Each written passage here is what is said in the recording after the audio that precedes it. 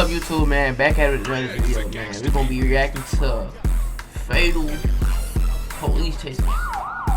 When the chase is like, you feel me, like it get hectic, man. It's gonna be getting hectic. Come on, mama, like bad crashes. But yeah, man, let's tap into this, man. Let's get into it right now, bro. You know. On December 19th, 2023, officers in Arkansas pursued an individual wanted on several felony warrants across multiple states. What they didn't know is that the day would end in tragedy. Their suspect, Mario Donnell Page, was wanted by a drug task force originating out of Memphis, Tennessee. We had been trying to catch Mario for several months. That boy named Mario for a reason, man.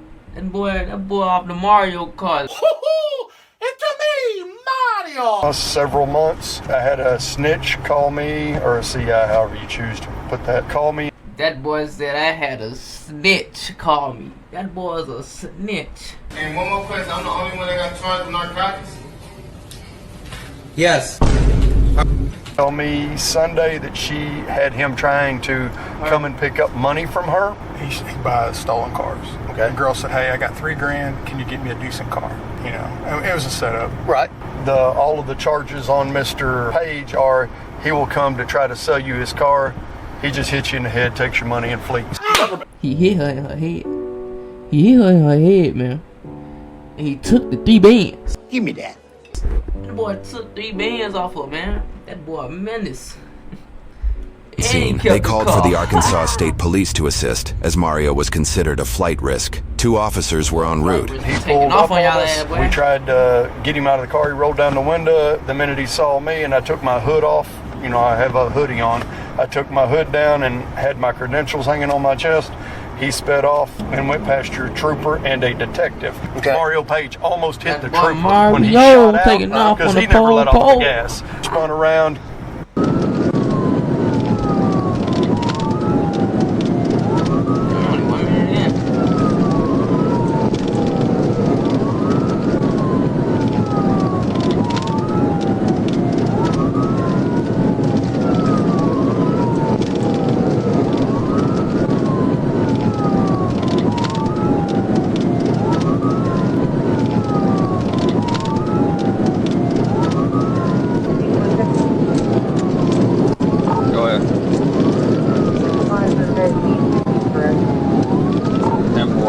We're trying to catch up to him. He is running excessive speeds. They're on Mount City, running south towards the interstate. That boy flying, man.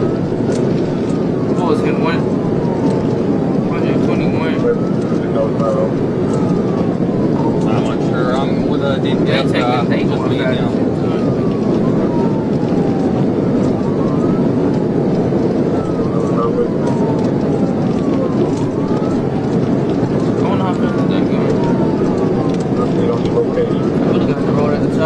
Still south on Mount City. Heading towards Western. Country long road.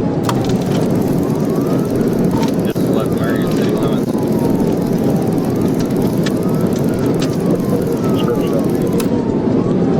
It's a white Chevy Impala with tinted windows. It's a Tennessee paper him tag.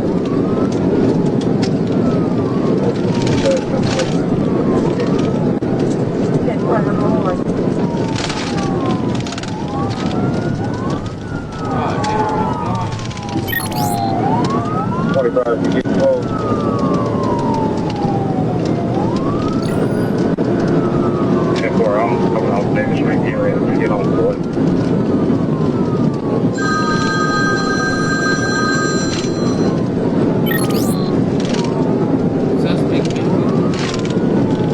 Suspect full of shit.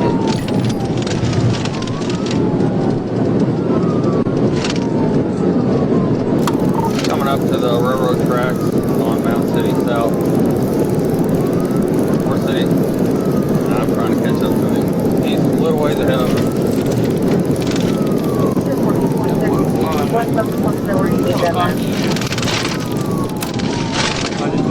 We're probably about to get on the interstate. That's how I know the police. That truck. Grab it, dog. Grab it, dog. Well, them boys I just stopped for a truck. I didn't think it was going to stop. He got further ahead of me. He's about to get on eastbound on the interstate up 281. What car he in? That's what's fine. 281.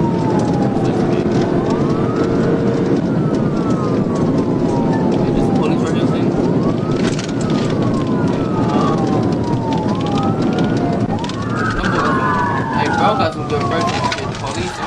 Look. Oh.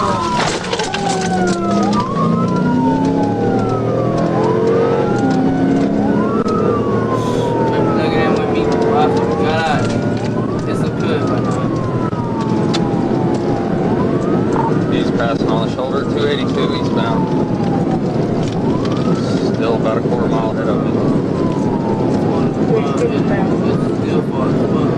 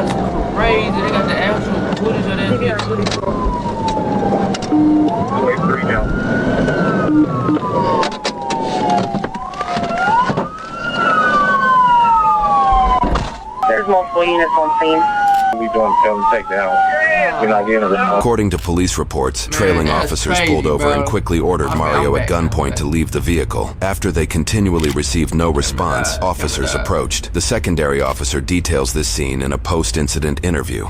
Came along the driver's side of the car because it was resting on its roof. Was able to bust the driver's side rear window. Of course, it had the side curtain airbag, at which time I took a knife to cut the airbag so that we could see into the vehicle, at which time I found a black male. Lower half of his body was in the front driver's seat, in between the passenger and driver's seat, with his upper torso in the back. His arms were crossed, his chest wasn't responsive, kind of gasping for air. Eyes were not open. It was just like a, in my 30 years, I call it a death rattle. Okay. It's that last gasp breath. This time EMS arrived. He actually went in the vehicle, and so basically his body was into pieces, bro. Like half his body was split. Brother, what's that? He was the one that checked to see if he had a pulse and all that, and he advised he did not have a pulse. Well, no fucking shit. Mario was pronounced dead at the scene shortly after by emergency medical services. Outside of the vehicle rolling numerous times, it is likely that he was not wearing his seatbelt based on his placement, lowering his chances of survival even more. An investigation was opened to determine if any wrongdoing resulted in Mario's passing. According to news sources, this investigation placed Trooper Garrett James Bird on paid administrative leave until the investigation was resolved. In a press release by the department, they attributed the cause of the crash to Mario hitting the brakes at 140 miles per hour prior to Trooper Bird's pit or TVI maneuver attempt. Using dashcam and Google Earth references, we found their speed estimation to be fairly accurate. We calculated that the officer's average speed 5 seconds prior to the collision was 136 miles per hour. Typically, pit or TVI maneuvers at these speeds are limited to deadly force situations at many agencies across the United States. One example policy from the state of Minnesota discourages pit maneuvers at over 40 miles per hour, and in certain situations, at over 25 miles per hour. However, the Arkansas State Police are a rare agency that allows pit maneuvers for most pursuits, as their policy doesn't list any speed recommendations for them, nor does it correlate speed as a prerequisite for use of deadly force in these maneuvers. In the pursuit report submitted by Trooper Bird, it lists there were no methods of forcible stops utilized, and that the primary reason the pursuit ended was due to Mario hitting the guardrail. Trooper Bird shared what he recalled during an investigative interview. All right, it's Friday, December 22nd, 2023, and I'm at the Crittenden County Sheriff's Office Dispatch Center with Trooper James Bird and his attorney, Russell Wood. I went back in over towards the left lane, which he was still in, to attempt to perform a tactical vehicle intervention, or TVI, and I don't know if he anticipated what was coming and was just trying to get me off of him, or he was intentionally trying to wreck me. But the suspect slammed on the brakes, and it's like when he did, the vehicle veered right, and I was still kind of right there beside him. It collected me, and it caused a collision. We both veered right, made sure that we had fire and EMS en route to assist the suspect. They informed me that they weren't getting any response out of him. There was plenty of help there, waiting on fire and EMS, and I went to check on the truck driver, make sure he was okay. The day after the incident, of course the truck driver will be okay, buddy. That nigga's in a big old 18-wheeler. The truck didn't even move when you hit it.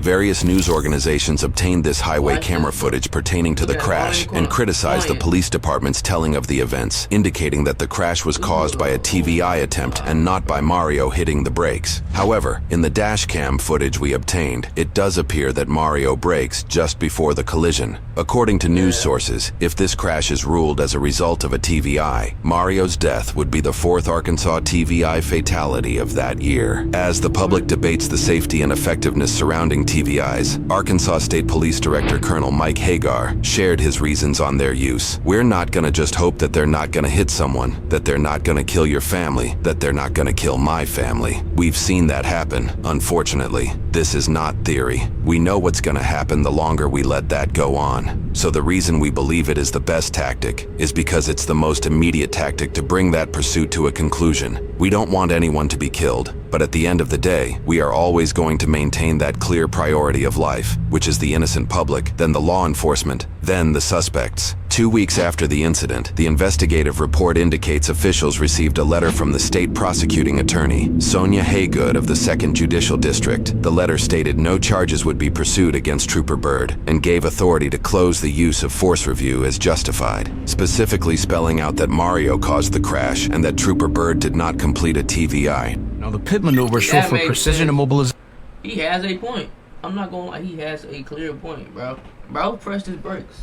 Bro, he pressed his brakes, so hey, it wouldn't have been as bad if he probably didn't press his brakes. He probably just turned to the side and didn't go all the way out. But hey, it is what it is. Technique, or tactical vehicle intervention, has been used by law enforcement since the 1980s. And although using it comes with much controversy, in my opinion, I do believe it's a great tool used by police to catch fleeing criminals. And when these officers are close to the fleeing vehicle, think about the courageous actions it takes to do this, because the police officer is putting his safety and possibly his life on the line to keep the public safe. Now, many highway patrol officers and state troopers do use the pit maneuver. And whether you agree or disagree, at the end of the day, it's the fleeing vehicle that initiated this entire interaction to begin with. So we start out today learning that the Arkansas police are looking for a male who's wanted on multiple felonies. And make no mistake about it, many times when these criminals know that they're wanted, they're not going to go quietly to prison. And keep in mind that these agencies have been trying to catch this male for a few months now, so the male is probably getting desperate. When the bondsman and local police locate the male, he speeds off, nearly hitting an Arkansas state trooper. So we do see the disrespect for the law and the disregard for human life that he's displaying. And now police are in pursuit of this guy, and he's traveling at dangerously high speeds. And at this point, we see the marked vehicle become the lead vehicle. And that, of course, so the public and other police vehicles can identify what's going on and travel safely during these pursuits. And as this pursuit enters the interstate, we see much more traffic. And this is where the danger increases. And this is why balancing the safety of the public versus capturing this dangerous felon is difficult. Because police do want to catch this guy, but catching him without injuries to anyone is the objective. But then the officer chooses to make his move. He approaches the suspect's vehicle on the right side and he attempts the pit maneuver. And it does appear that he immediately straightened out his wheel, but he did have a tractor trailer in front of him. So that, coupled with the speeds that they were traveling at, is what I believe caused him to crash into the right side of the trailer. And this was hard to watch because then we see the suspect's vehicle enter the right lane, go through the guardrail, and come to rest on its roof. Now lastly, after seeing this, of course, many of us will have an opinion, but we have to remember nothing about a police officer's duties can be predicted. But with that being said, there were certain decisions that the suspect made that brought him to this conclusion. And unfortunately, those decisions brought him to this tragic end. But the Arkansas State Trooper was just doing what he was trained to do. That's protecting the public. know that boy hurting, man. Y'all let me know how y'all feel about that. He got himself in that situation. He could have solved it a whole different way. He could have turned himself in, bro. But look at him, got himself killed trying to run away from the police and he got the wheel. You're traveling at 136. Man, if you going that fast, you should be able to get away. But some people just ain't got that wheel like that, bro. Bro, he ain't had that wheel, so he got Drew. I got some more hot stuff on the way, man. Let me tell you, I got some hot stuff on the way, bro. But yeah, man, y'all like, comment, subscribe, man. Y'all, yeah, let me know what y'all want to see next, man. Anything on the moon, we got it coming, bro. Until next time.